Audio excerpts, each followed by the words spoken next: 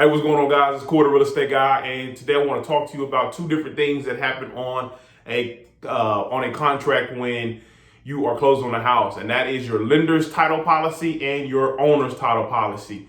And you wonder why? Why do I have to pay for two policies, or why do I have to have two policies? One is recommended, one is highly recommended. If you're getting a loan, both of them typically are required. So that's just the nature of the beast. With the lender's title policy, it only protects the lender from anything that happens in hindrance of that property or you getting sued. It protects the lender, solely the lender. It has nothing to do with protecting you and your asset or anything that you own.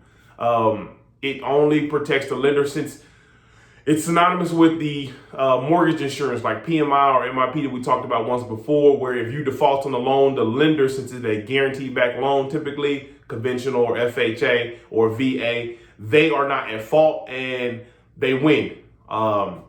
They win with the asset in foreclosure, and they win with not having to pay out or lose on the amount of money that they lend to you. So lender's policy only supports the lender itself. It's required though if you are taking a loan out using a lender's money. So it's required.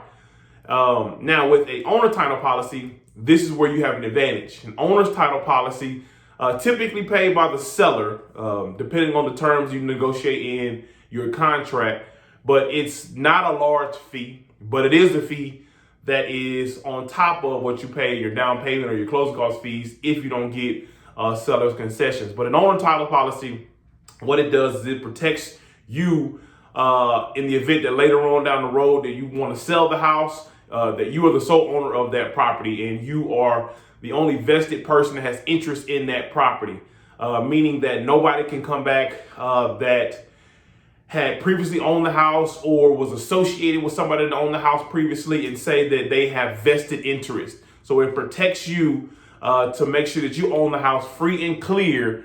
And it's typically a requirement as well at the time of closing per the lender.